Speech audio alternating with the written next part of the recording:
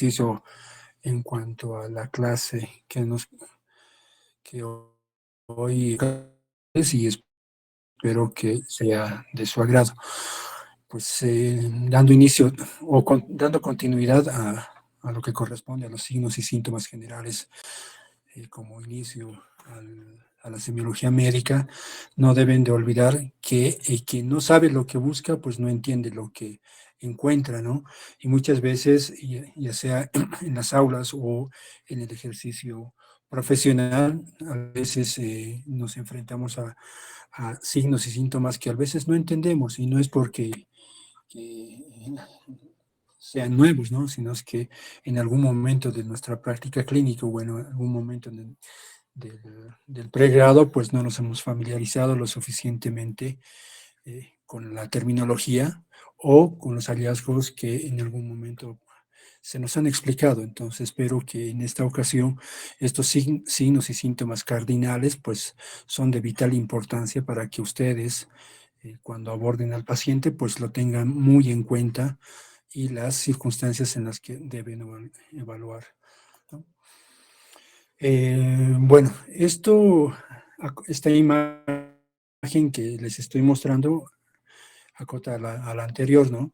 En la parte superior izquierda ven que es un animal, que es un leopardo de las nieves, y espero que ustedes hayan podido visualizar en alguna parte de él, de la imagen central. Entonces, bien, ¿a qué se relaciona esta imagen? Miren, yo les presento este animal que es el leopardo de las nieves. Y si tratan, si como ahora les estoy presentando, ya lo conocen, ¿verdad? Entonces, en semiología casi sucede lo mismo. ¿De acuerdo? Cuando nosotros nos familiarizamos con signos y síntomas, somos capaces de encontrar en cualquier lugar, de acuerdo que se nos presente en la práctica clínica, en el paciente o en algún colega prácticamente, pues si no estamos bien familiarizados, ¿no? Si ustedes se dieron cuenta o si han podido adivinar o dar por lo menos con alguna imagen o parte de las imágenes múltiples que hay en este cuadro y se han podido visualizar, ¿no? Creo que es muy complicado, pero si nosotros estamos muy familiarizados con la imagen, con la sintomatología, con la signología, pues el hallazgo eh, en la vida real es más fácil, ¿no? Entonces, mostrándoles la imagen, pues el leopardo de las nieves no había estado tan escondido como parece en la imagen de fondo, está en la parte central, ¿no? Entonces, cuando sabemos semiología, pues prácticamente se nos facilita la práctica clínica. Eh, en Disculpe, esta doctor, buenas oportunidad, noches. hola, No sé disculpe, si ¿qué el pasó? problema solo es mío, pero la pantalla yo lo veo que está compartiendo, pero solo lo veo la pantalla verde. Ah, no, creo que es solamente tuyo, porque estoy... a ver, por favor, confirme. Todo se ve Se ve la normal, doctor. pantalla.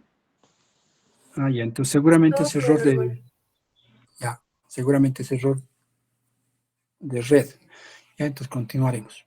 Muy bien, entonces yo les doy bienvenida a, a la continuidad de los signos y síntomas generales, a los de los anteriores colegas que han estado dándonos la charla respecto a aquello, para facilitarnos nuestra relación con el médico, ¿no? Y que la semiología pues nos ayuda en el lexis artis, ¿no?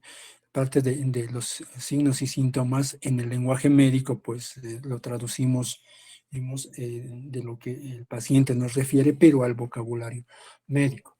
Dentro de ellos está en esta oportunidad, ¿no? Que es la disnea, la cianosis, y los tópicos vamos a ir tocando en este momento, ¿no? Empezamos por la disnea. ¿Cómo lo definimos la disnea, no? La disnea lo definimos como la conciencia de respiración desagradable y laboriosa, secundaria al incremento del trabajo respiratorio. Esa es una definición que viene de nuestra referencia bibliográfica es de Argenta Álvarez, ¿de acuerdo? Y los pacientes nos van a referir como la falta de aire, no puedo tomar el aire, me fatigo, no puedo respirar, me ahogo y etcétera. Son otros términos que nuestros pacientes pueden utilizar para pues, denotar la necesidad de un esfuerzo respiratorio. Y esto creo que está por demás el hecho de que viene del latín, que significa dificultad, disnea del latín, que significa dificultad para respirar. Hay organismos internacionales que nos han facilitado la definición de la disnea, como es la Sociedad Americana de Tórax, en el que hace referencia a que es una experiencia subjetiva de incomodidad respiratoria que consiste en las sensaciones cualitativamente distintas que varían en intensidad. Y esta experiencia deriva de la interacción entre múltiples factores fisiológicos, psicológicos, sociales y ambientales y puede inclusive inducir a una respuesta opuesta y conductas secundarias.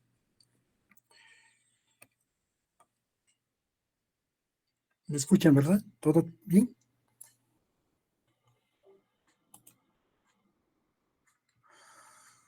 Dentro dentro de las características de la disnea, es importante que ustedes sepan que es síntoma, porque no es signo, sino síntoma, ¿no? Ustedes en clases anteriores seguramente hicieron referencia a lo que es el significado de un síntoma y un signo, ¿no?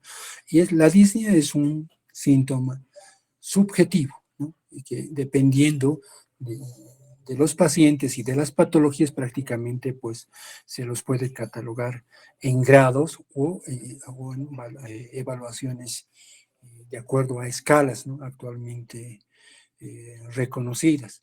También es muy frecuente este tipo de síntomas en la consulta médica, como en el servicio de emergencias, es muy frecuente, ¿no? En especial si son pacientes con antecedentes de patologías respiratorias o secundariamente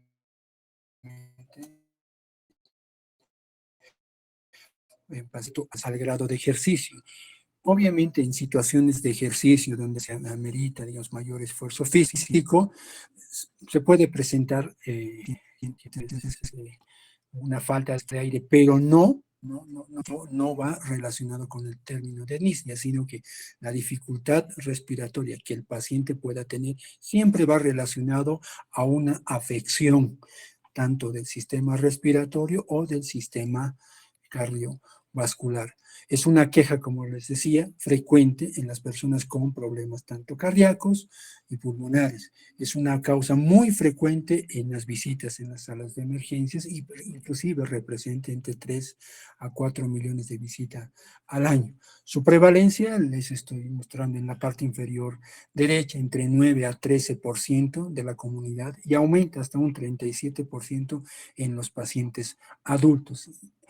Después de la pandemia, pues prácticamente la gran mayoría de las personas que están superiores a los 65 años, de aquellos que han tenido una disnea, que es un COVID entre moderado y severo, pues prácticamente han quedado con secuelas y aún sigue siendo como motivo de consulta la dificultad respiratoria o la disnea. Dentro de los mecanismos o la fisiopatología ya que hace a la disnea, pues los mecanismos subyacentes a la disnea son complejas, ya que pueden surgir de diferentes sensaciones respiratorias contribuyentes. Si bien numerosas investigaciones han mejorado nuestra comprensión de los mecanismos subyacentes de las sensaciones respiratorias específicas, como la opresión en el pecho o la falta de aire, es probable que una enfermedad determinada produzca la sensación de disnea a través de más de un mecanismo subyacente. Hay vías aferentes y hay vías eferentes que están relacionados en el desarrollo de la disnea. La disnea puede surgir de diversas vías, incluyendo la degeneración de señales aferentes del sistema respiratorio al sistema nervioso central. Señales eferentes del sistema nervioso central a los músculos respiratorios y en particular cuando existe un desajuste en la señalización integradora entre las dos vías denominadas desajustes eferentes y aferentes, ¿no? Generalmente la frecuencia respiratoria tiene un equilibrio entre las señales aferentes y eferentes. Cuando hay alguna lesión o noxa en los órganos que están relacionados con la frecuencia respiratoria regular, pues prácticamente pueden desencadenar la disnea. Y de ahí que las señales aferentes, pues, que activan el sistema nervioso central, que correlacionan al tronco encefálico y a la corteza, incluye los quimioreceptores periféricos. Ustedes ya lo vieron en la parte de anatomía y en la parte de histología, lo que hace referencia a los quimioreceptores, ya sea en el glomus carotidios, ya sea en la pared torácica, ya sea en el intersticio, pues donde prácticamente pues, son lugares donde los quimioreceptores, conocidos como quimioreceptores periféricos, les reitero, como en el cuerpo carotidio y en el arco de la aorta, o los quimioreceptores centrales en el bulbo raquídeo que se activan ante la presencia de la hipoxemia o hipercamia o acidemia y puede producir una sensación de falta de aire. O los mecanorreceptores en las vías respiratorias superiores, como los pulmones, incluidos los receptores de estiramiento de los receptores irritantes, como son los receptores J, que están en el intersticio. La pared torácica también tiene receptores que responden fácilmente a los el deslizamiento de los musculares como receptores de estiramiento y los órganos tendinosos que controlan la generación de fuerza, que se activan en el contexto de una gran mayor carga de trabajo debido a esta patología que produce un aumento de la resistencia de las vías respiratorias y puede estar asociado con síntomas de opresión en el pecho. Hay patologías que tienen estas características, como es el asma y el EPOC, que algunos seguramente ya están familiarizados porque hay familiares que con frecuencia pues solemos tener, ¿no? Dentro del núcleo familiar.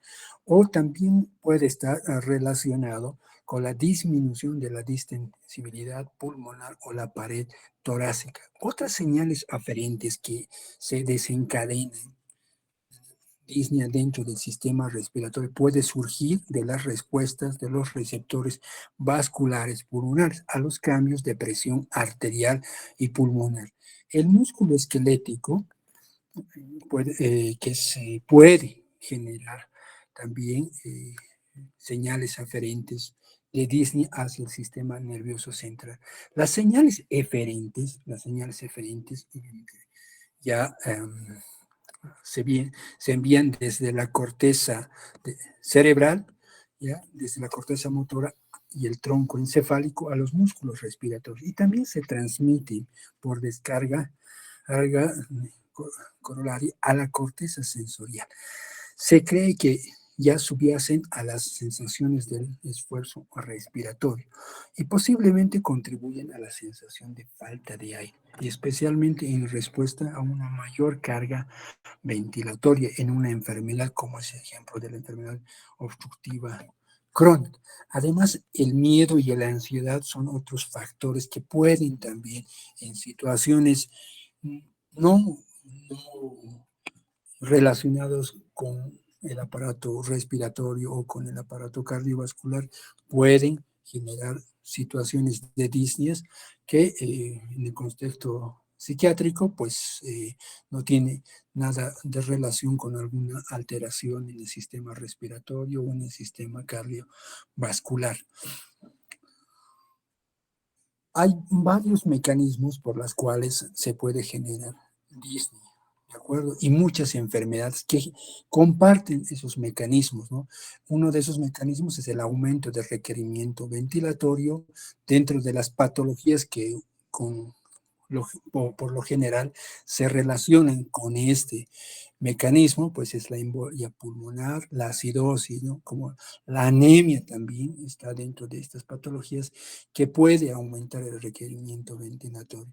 Otras patologías como el asma bronquial o la enfermedad pulmonar obstructiva crónica van a generar un aumento del esfuerzo necesario para superar la resistencia de la vía aérea. Hay patologías neuromusculares, ¿sabes?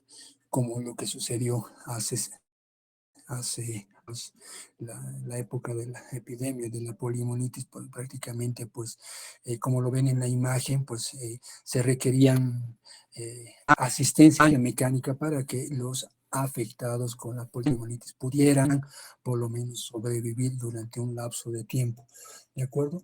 Hay situaciones en las que eh, hay un aumento del esfuerzo necesario para distender el pulmón y la caja torácica, como se ve en las patologías del neumotórax, el derrame pleural o el edema de pulmón cardiogénico. Las alteraciones psicosociales, como les decía mención, no están dentro del tópico de las alteraciones estructurales, cardiovasculares y o respiratorios que generen disnea, pero sí en emergencia podríamos enfrentarnos a ese tipo de situaciones en las que el paciente puede hacer referencia a una sensación de falta de aire. En la evaluación de la disnea, para ser objetivos, utilizamos escalas, ¿no? ¿Y cuál es la finalidad de las escalas? De, de mensurar la magnitud de la disnea. A pesar de que la disnea es un síntoma subjetivo, la medicina basada en la evidencia y la medicina dirigida con objetividad, pues siempre ha tratado de valorar el grado de disnea que un paciente puede referirnos. Hay varias escalas, ¿no? De las que las presento acá. Está la de la Sociedad Americana de Cardiología o de tórax también, que tienen su sistema de clasificación de acuerdo a gravedad. El MRC, creo que eso está en la bibliografía ya de referencia, el de Bord o el de Madre. Son escalas que nos ayudan a valorar la gravedad de la disnea. Con frecuencia en la práctica clínica utilizamos la de la Sociedad Americana de Cardiología y la del MRC, que con los dos con los que en ambos estamos familiarizados. Estas son las dos escalas que con mayor frecuencia utilizamos en la práctica clínica para evaluar la gravedad de la disnea, ¿no? En lo que corresponde a la Sociedad Americana de Cardiología, el nivel, la clasificación de grado 1 a grado 4 depende a la dificultad que el paciente puede tener en desenvolver ciertas actividades cotidianas. De ellos citarles nomás como el grado 2 que ven en la imagen, pues el paciente presenta una disnea o puede ir acompañada en ciertas circunstancias con dolor precordial cuando realiza esfuerzos moderados y o cotidianos al caminar o al correr o un breve trecho o subir, qué sé yo, las gradas. O el MRC, que es otra clasificación de gravedad, igual, de 1 a 4 grados. Creo que esta es la más práctica y con lo que generalmente utilizamos en la práctica diaria. Hace referencia, digamos, a la disnea de pequeños esfuerzos, de grandes esfuerzos, de medianos esfuerzos y la de falta de aire cuando pues prácticamente estamos en reposo y mínimamente inclusive nos falta aire o tenemos disnea al solo vestirnos o al solo botonarnos una camisa, ¿no? Esas son las dos escalas que con frecuencia utilizamos para evaluar la gravedad de la disnea.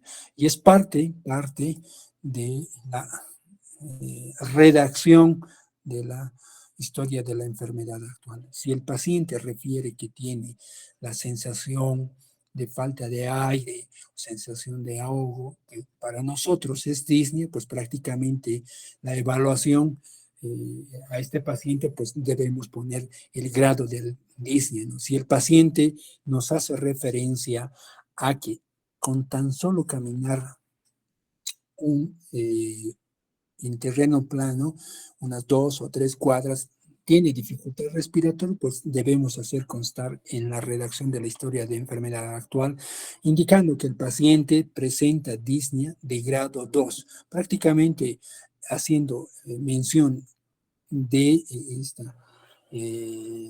de este hallazgo en la historia de la enfermedad actual, pues todo médico, pues fácilmente va a orientarse hacia qué nivel de dificultad o gravedad está el paciente.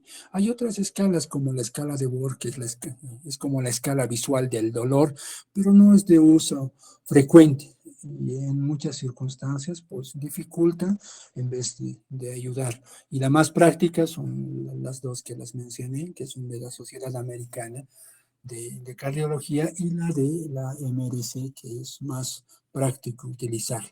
¿De acuerdo? El enfoque diagnóstico para la disnea. Es importante que cuando nos enfrentemos a la disnea, una vez eh, en, encontrado el nivel de gravedad, debemos también de valorar la velocidad en la que se ha instaurado.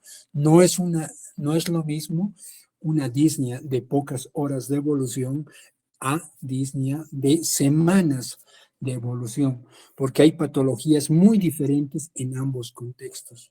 Por decir, por decir nomás, digamos, en pacientes que presentan un tromboembolismo pulmonar, pues este tipo de disneas prácticamente es de horas de evolución y corresponde a la disnea aguda.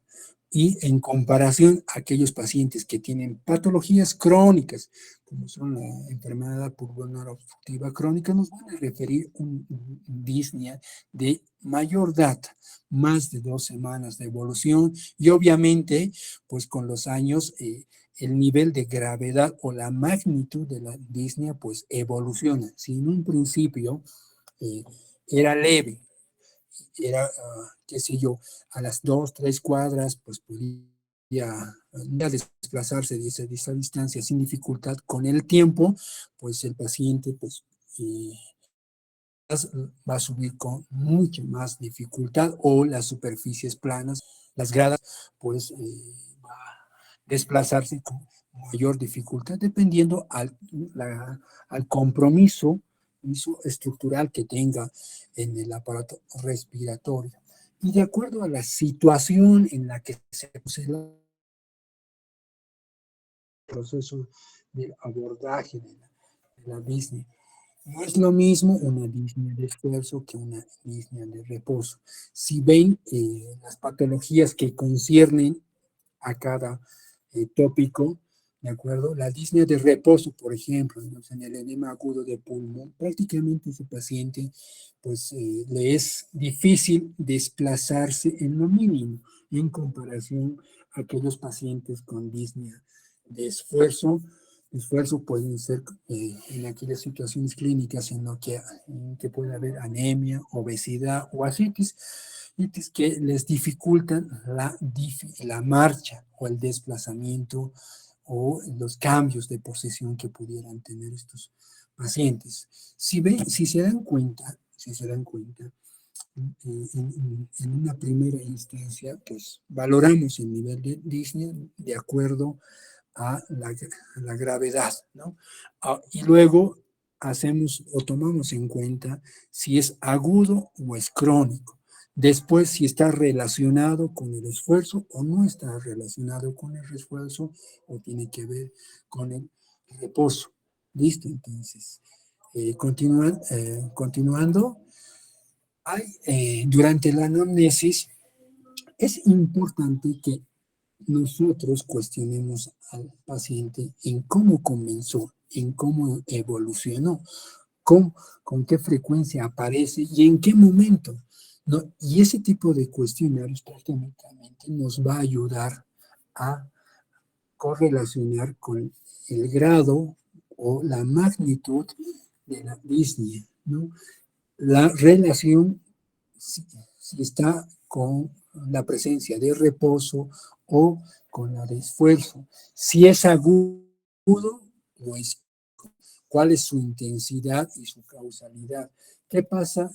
¿Qué causa desencadena o la creciente o la alivian también? Porque hay situaciones en las que sí puede mejorar la disnea, ¿no? Que con el soporte de oxígeno tónico, ¿no? Puede mejorar en ciertas circunstancias, pero no detener la evolución de la enfermedad que puede adolecer el paciente. También el paciente puede referirnos otros síntomas asociados, ¿de acuerdo? Por lo regular, la disnea nunca viene sola. Hay otros signos y síntomas que lo acompañan. En situaciones en que el paciente pueda referirnos que solamente aqueja disnea, seguramente no tiene ninguna patología respiratoria o patología cardiovascular. El médico debe presentar en especial atención a los síntomas cardinales y luego completar las preguntas para los otros síntomas que pueda tener el paciente. No olvidemos que cada signo o síntoma debe ser abordada de acuerdo a la semiología que corresponde a, a, al signo o síntoma que pueda presentar el paciente. Los antecedentes son muy importantes en el momento de abordar al paciente. ¿De acuerdo? Si el paciente tiene un hábito de tabaquismo crónico, entonces podría orientarnos a que si hay otros signos y síntomas, por decir, esta relación de tabaquismo y cáncer de pulmón. Si el paciente muy aparte de disnea viene con la presencia de hemoptisis, pues nos haría hacer pensar que el paciente probablemente por el solo hecho de antecedente crónico de tabaquismo, qué sé yo, desde sus 13 años o 17 años de edad hasta la fecha sigue consumiendo tabaco y a su vez se acompaña de hemoptisis, pues lo más probable es que tenga un proceso neoplásico pulmonar o en ciertas circunstancias también el tabaquismo eh, puede cursar con presencia de bastante expectoración, como es el caso de las enfermedades obstructivas pulmonares crónicas, ¿de acuerdo? Como son la bronquitis crónica y su variante que es el enfisema. Los antecedentes laborales también son de consideración en el momento del abordaje del paciente con disnea.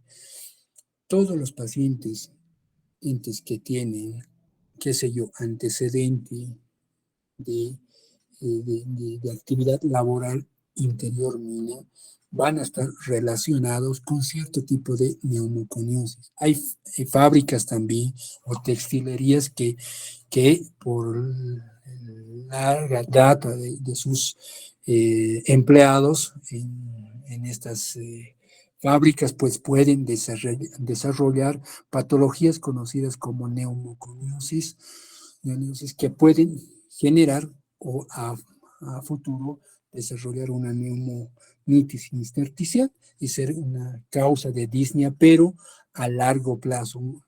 Estos pacientes por lo general tienen disnea crónica, ¿de acuerdo? Las patologías como el asma también, o los pacientes diabéticos o el síndrome metabólico también van a presentar disnea. O aquellos pacientes con antecedente quirúrgico y en horas, qué sé yo, presenta disnea, pues puede estar relacionado con algún evento vascular, como es el del tromboembolismo pulmonar. El modo de aparición, ya les decía que es muy importante, si es de esfuerzo o de reposo, que no debe pasar desapercibidos. La relación de disnea con el dolor torácico siempre, siempre hace pensar en un cuadro de un síndrome coronario.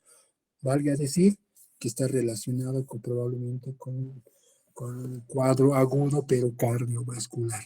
La presencia de sibilancias, ansias y disnea nos puede hacer pensar que el paciente está cursando con un cuadro de asma, ¿no? Pero sí tiene que, valga la redundancia, tiene que haber otros signos y síntomas que respalden la sospecha clínica de que el paciente curse con, con un cuadro de asma. La disnea de cúbito, por decirlo, ¿no? Los pacientes que tienen insuficiencia cardíaca y que tienen sobrecarga de líquidos, de otro modo, dicho de otra manera, presentan congestión sistémica, pueden presentar disnea de cúbito, o presentan. La presencia de tos, ya les decía en la anterior diapositiva, si el paciente tiene disnea y expectoración, o podría hacernos pensar de que el paciente tiene algún cuadro respiratorio crónico, como es la enfermedad obstructiva pulmonar crónica y sus variantes, una bronquitis crónica o un enfisema. La expectoración, la disnea y expectoración es muy importante. Los pacientes con neumonía generalmente tienen disnea y expectoración mucopurulenta, ¿de acuerdo? Obviamente a la exploración física tiene que complementar o cumplir criterios para que nosotros podamos plantear el diagnóstico de una neumonía, ¿de acuerdo? Si solamente tiene, qué sé yo, el compromiso de la vía aérea superior, podríamos estar frente a una traqueitis, ¿de acuerdo? O podríamos también estar frente a una sinusitis, dependiendo de las circunstancias y la evaluación del paciente, pues los diagnósticos se van planteando dependiendo de los hallazgos que encontremos en el examen físico, ¿no? Como complementario. La disnea y su relación con la posición que adopta el paciente. La disnea, generalmente de cúbito, hay variantes, ¿no? Como es la ortopnea, que es una disnea que aparece a los pocos minutos de que el paciente adopta la posición de cúbito supino, y si este tipo de relación presenta un paciente, pues nos hace pensar de que tiene o probablemente pueda tener insuficiencia cardíaca izquierda, o otras posibilidades, una parálisis diafragmática o alguna enfermedad neurovascular. La disnea de aparición nocturna, más conocido como disnea paroxística nocturna, es aquella disnea que en general aparece por las noches y que despierta al paciente y obliga a levantarse o a sentarse al borde de la cama para que el paciente pueda respirar. Las enfermedades que están relacionadas con este tipo de variantes de disnea, pues están como la enfermedad cardíaca muy avanzada, el edema agudo de pulmón, la patología que creo que ya deben estar familias de tanto que les repito, que es la enfermedad pulmonar obstructiva crónica. La disnea que aparece de cúbito lateral, que se llama trepopnea, puede estar relacionado con el derrame pleural, pero unilateral. Hay procesos neoplásicos, valga decirte, que están relacionados con un CA de pulmón y esta que presenta secundariamente un derrame pleural izquierdo, pues si el paciente se pone de cúbito lateral derecho, pues va a presentar este tipo de variante de disnea, que es la trepopnea. La platipnea, pues es una disnea que aparece al ponerse de pie y que cede de cúbito. No es frecuente ver esta variante de relación disnea y decúbito, pero las patologías que están relacionadas, ¿ya? Es un examen auricular o un síndrome hepatopulmonar. No es frecuente ver en la práctica clínica, pero es bueno que lo conozcan. La relación de la disnea y la tos. Miren, la tos dentro de la prevalencia, pues en la población, por ejemplo, de este artículo, bueno, esta tabla del artículo que lo extraje, está en un mayor porcentaje, casi un 11,3%, y que la tos se acompaña por lo general con expectoración. En semiología, pues en el apartado que corresponde al aparato respiratorio van a ver las clasificaciones que corresponden, como son la tos húmeda o, valga decir de otra manera, tos con expectoración o tos productiva, que son sinónimos, variantes de tos con expectoración. La tos seca, generalmente lo vemos en el asma, la pleuritis, en la tuberculosis pulmonar, inicialmente, porque ya posteriormente puede haber, por lo regular hay expectoración en la tuberculosis pulmonar, salvo si hubiera TB pleural, que en esas circunstancias obviamente no vamos a esperar de que el paciente pues tenga expectoración. La tos productiva, las patologías que les hacía mención, puede haber variaciones, digamos, de amarillo verdoso en una bronquitis aguda, amarilla en en una bronquitis, o sanguinolenta, o como en el cáncer de pulmón, la tuberculosis, o en aquellas secuelas de patologías como la tuberculosis, gracias. La disnea y el dolor torácico. Esta asociación también es frecuente verlo en pacientes que tienen factores de riesgo para enfermedades cardiovasculares y que entre ellos están, por decirle, digamos, un paciente obeso, diabético, con una edad mayor a 65 años, hipertenso, pues son factores de riesgo. Es lo que si un paciente tiene disnea y dolor torácico, por lo regular se relaciona a una manifestación de enfermedad coronaria. Las afecciones que están relacionadas como síndrome, una angina estable y otra variante de esta, una angina inestable, el infarto de miocardio como tal y otras patologías que comparten signos, sintomatología similar, que es la afección pleural, ¿de acuerdo? Aparte del dolor torácico, el dolor torácico puede estar relacionado con el dolor de tipo pleurítico o pleurodinia, que es nada menos que el dolor punzado en la región lateral o posterior del tórax. Las patologías como la neumonía también pueden presentar dolor torácico. Valga especificar que el dolor, ¿no?, torácico como manifestación primordial de una enfermedad coronaria difiere de un dolor torácico que tenga que ver con patología pulmonar. No es lo mismo, ¿de acuerdo? Y que seguramente esto también no voy a robarle el escenario a otros colegas que les van a explicar con mayor detalle las características del dolor torácico de etiología coronaria. En la exploración física, ¿qué es lo importante que nosotros debemos de valorar? Iniciar con lo importante, lo normal, lo fisiológico. La frecuencia respiratoria sabemos que es de 12 a 20 respiraciones por minuto.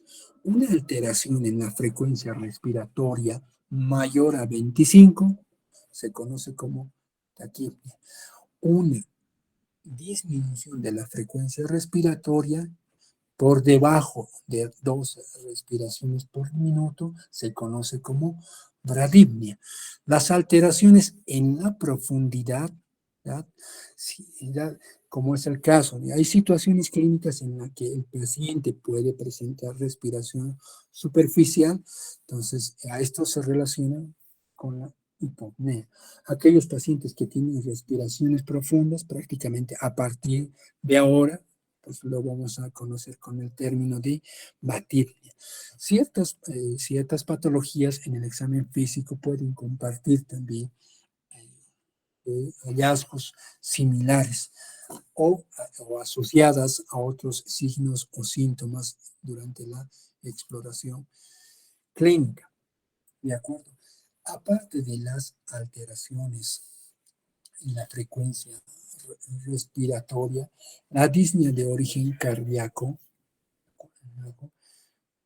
puede estar acompañado de taquipnia y hipopnea. El EPOC también puede estar acompañado con una alteración de frecuencia respiratoria como es la bradipnia y la batipnia. La palidez en la conjuntiva puede estar y obviamente la presencia de disnea son signos de que el paciente tiene anemia. La presencia de cianosis en un paciente que tiene disnea es un signo de hipoxemia y es un aumento aumento de la hemoglobina reducida en mayor 5 gramos decilitro. El hipocratismo digital que está en la imagen en la parte superior derecha, pues es un signo que es usual hallarlo en aquellos pacientes que tienen patología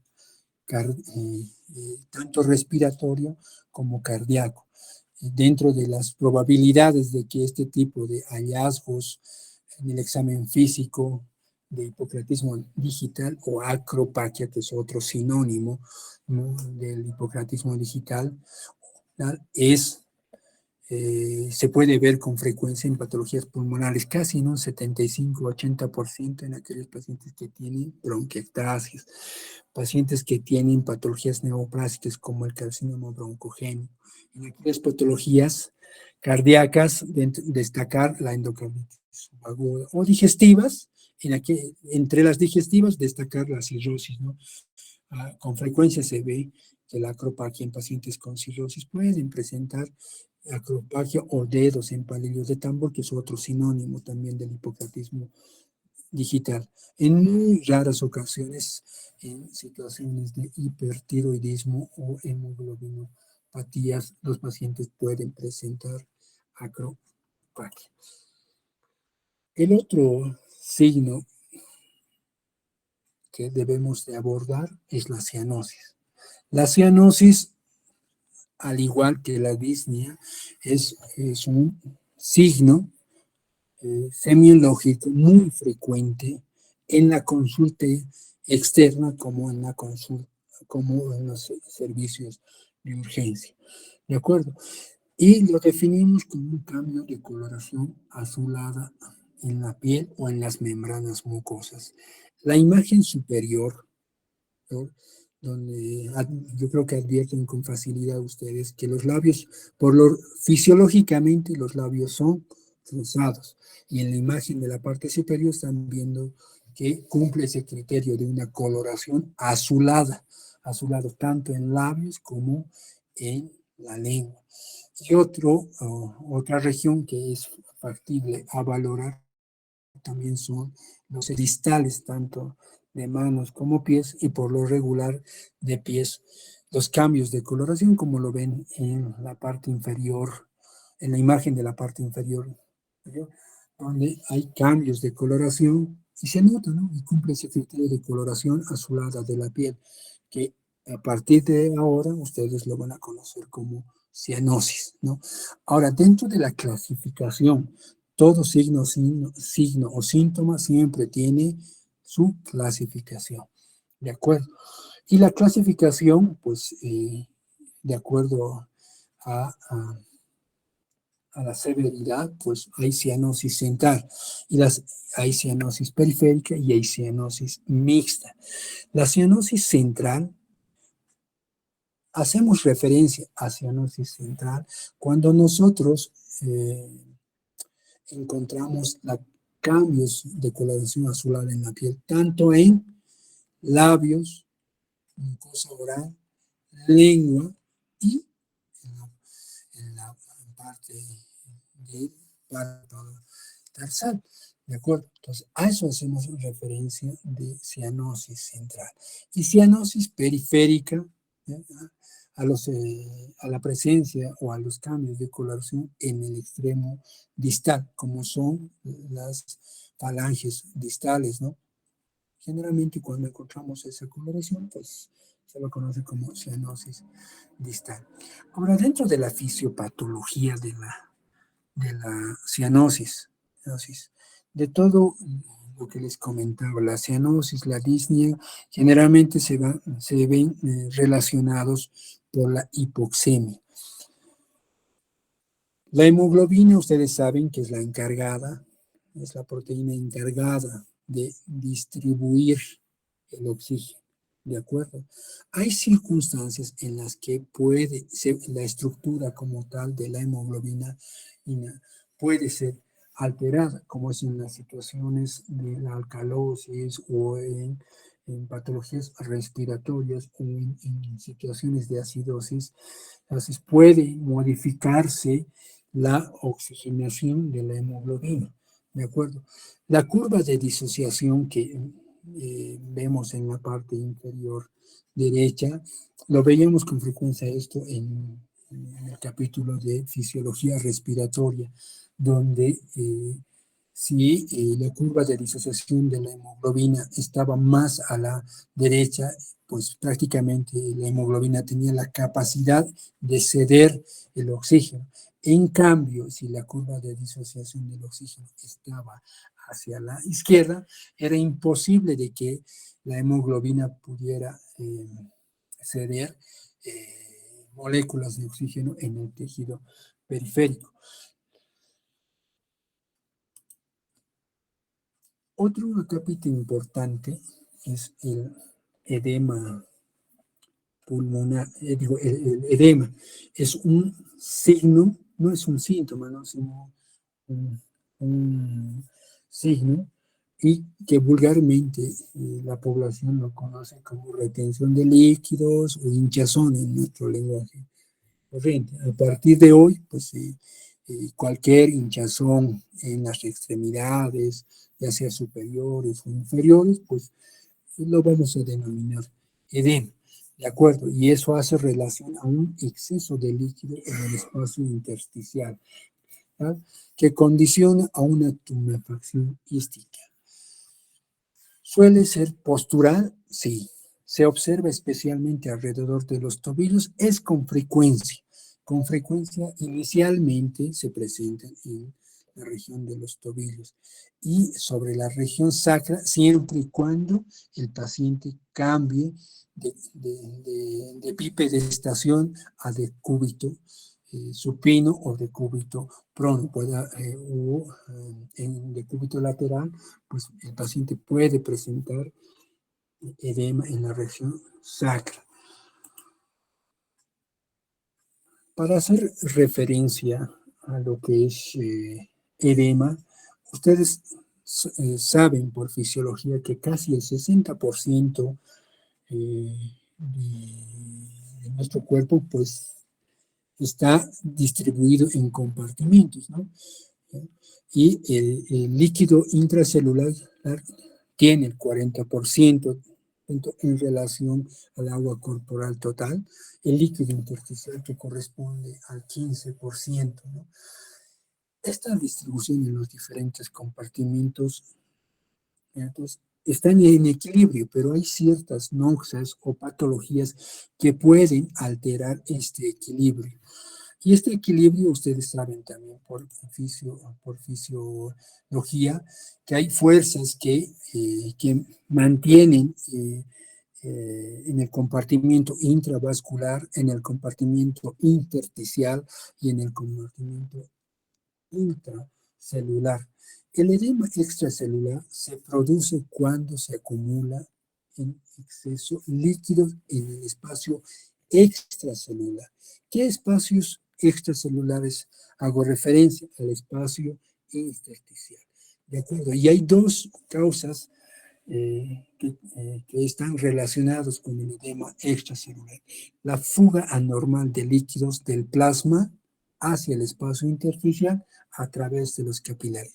Hay patologías que conciernen a la vasodilatación y pueden incrementar la permeabilidad capilar y generar incremento del líquido intersticial.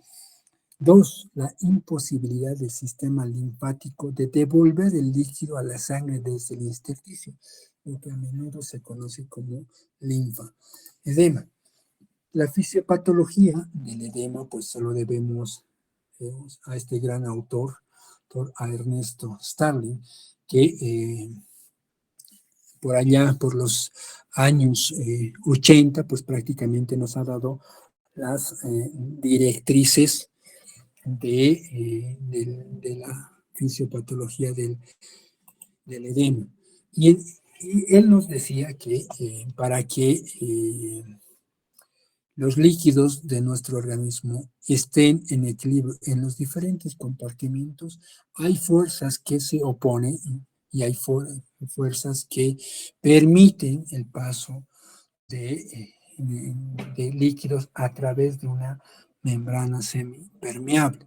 Dentro de ellos, dentro de la estructura vascular, la presión capilar puede facilitar que el líquido intravascular pase al líquido intersticial. La presión oncótica, por lo general, es mayor, que es lo que corresponde al intravascular y mantiene el líquido intravascular dentro de los vasos sanguíneos. La presión coloidosmótica también puede ser otro factor que contribuye en mantener el equilibrio entre los líquidos en los diferentes compartimentos. La ecuación de Starling, pues prácticamente es la reflejada al ejercicio de todas las fuerzas que permiten el equilibrio entre el líquido intravascular y el líquido extracelular. Los mecanismos, el cómo debemos abordar el edema. Debemos de considerar si el edema es agudo o crónico. Debemos de ver los mecanismos de acuerdo a la ley de Starling, en cuál de los mecanismos está alterado para ver si tiene relación con el edema. Si deja fobia o no deja fobia, es muy importante considerar ese aspecto. Valga decir, si deja huella al presionar sobre una superficie o una estructura ósea paralela, pues si deja una huella digital, considerada como fobia. Si está generalizada o localizada, también es muy importante considerar en la evaluación. Dentro de la historia clínica es importante mencionar el inicio, si es agudo crónico, la región donde ha aparecido el edema. Si es en la cara, pues por lo general, digamos, son patologías renales o otro tipo de eventos como son las anafilaxis, también puede haber edema facial, ¿de acuerdo? El horario en el que aparece, matutino, vespertino. Los nocturnos, por lo general, son de telioaca. La consistencia, si es blando o duro. Tanto los edemas de etiología renal como los de etiología cardíaca, por lo general son blandos, y cardíacos, los de consistencia duro generalmente se ven relacionados al mixedema, secundarios a una patología de hipotiroidismo. La temperatura es importante si es frío y caliente. Las patologías cardíacas por lo generalmente son edemas fríos en comparación a las patologías de etiología renal. Los factores que aumentan o disminuyen también es de vital importancia. Esto es con relación al y presenta un edema generalizado o unilateral.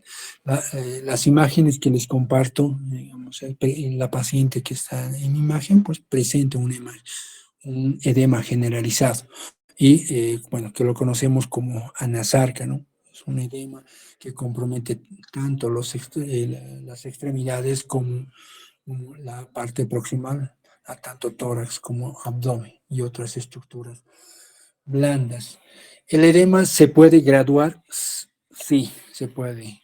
Se puede valorar el grado de edema que podemos tener. Es muy importante en el momento de abordar el edema, considerar la profundidad del edema, el tiempo en el que se restablece la superficie. Un edema de grado 1 pues tendrá una profundidad mínimamente de 2 milímetros y que prácticamente va a retornar a normalidad casi de inmediato, en comparación a aquellos que tienen un edema de grado 4, que tiene casi una profundidad entre 7 o 8 y demora en retornar a su normalidad. El tiempo aquí les pongo a consideración es de 14 segundos. En función de eso, un paciente que tiene edemas, valga la redundancia, considerar si es agudo, no es agudo, si tiene que ver alguna patología que haya alterado los mecanismos de las fuerzas de la ley de Starling, ¿ya? Si presenta o no presenta fobia de acuerdo a la profundidad que acabo de mencionar y si está generalizado o localizado. El abordaje del edema. Aquellos pacientes que tienen alteración en la presión hidrostática intravascular, pues hay patologías que cumplen con este criterio.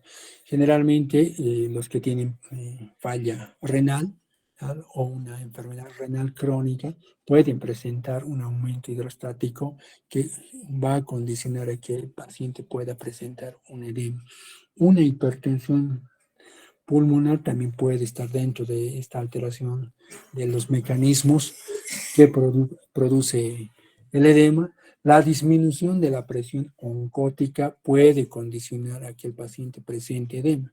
Es el caso de los pacientes que tienen desnutrición o de aquellos pacientes que tienen patología hepática, que tienen disminuida la síntesis de albúmina. Ustedes saben que la albúmina es el principal factor intravascular para que el líquido intravascular no pase al tejido intersticial y mantiene en el compartimiento intravascular.